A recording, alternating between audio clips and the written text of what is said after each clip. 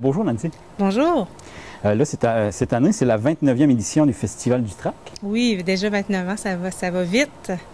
C'est quand au juste? C'est quoi les dates? C'est les 26, 27 et 28 mai à Passepébiac, à la Polyvalente. Puis on a un spectacle au Centre culturel de Passepébiac le vendredi soir. C'est qui participe? Il y a combien de participants? On a 120 comédiens qui viennent de Greenfield Park, Louisville, Sainte-Anne-des-Monts, puis et toujours les 6 groupes de Passepébiac qui vont être présents. C'est des jeunes de quel âge? C'est les jeunes du secondaire, donc entre 15 et 17 ans. 14-17 ans, là, ça doit jouer autour de ça. Là, parce que les autres écoles aussi, c'est tous des jeunes du même âge qui font la même chose. Fait que c'est bien le fun de les voir échanger dans le corridor. Il y en a qui font de l'interprétation, il y en a qui font de la création. Fait que c'est ce qu'on fait ici aussi. Fait que c'est le fun de nos jeunes voir comment ça se passe dans d'autres écoles. Y a-t-il des coûts d'entrée?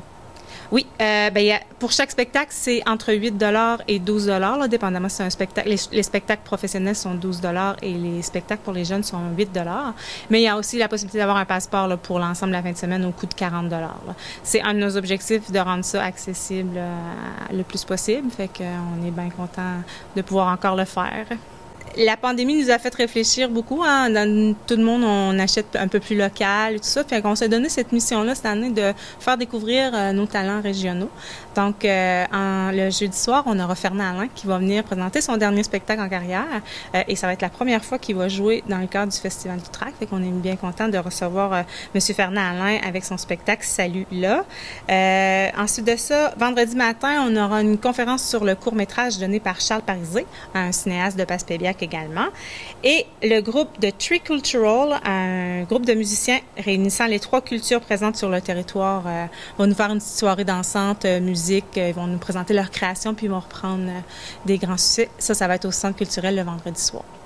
Là, il y a plusieurs collaborateurs. Hein. Oui, on est chanceux. On a toujours la commission scolaire puis l'école polyvalente là, qui nous soutiennent là-dedans.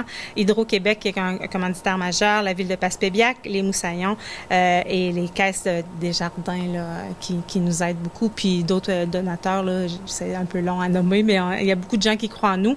Puis le fait qu'on n'a pas eu un vrai festival depuis 2 ans, c'est le fun. On a des nouveaux collaborateurs qui se sont pointés. En tout cas, les jeunes doivent être contents cette année que ça revient.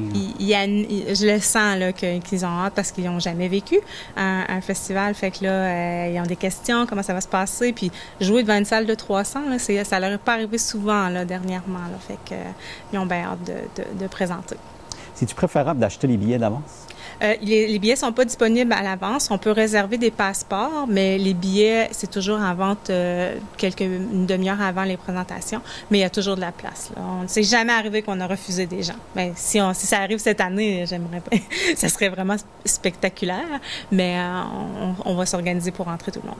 Si les gens veulent plus d'informations, ils peuvent vous joindre où? Bien, on a un super site Internet qui est le festivaldutrac.com où toutes les informations, la programmation est là. Il y a des photos, même si vous voulez voir les affiches, il y a un beau dossier affiches. Là. Cette année, on a une affiche qui a été faite par Michael Gagnon. Donc, si vous voulez aller voir, là, tout est là sur festivaldutrac.com. Alors, je vous invite à venir au festival cette année, les 26, 27 et 28 mai à Passepébiac. Monsieur Laplante, j'aurais des questions à vous poser. Avez-vous un moment à m'accorder? Oh non, pas encore rien. Bon. 2 minutes, pas plus.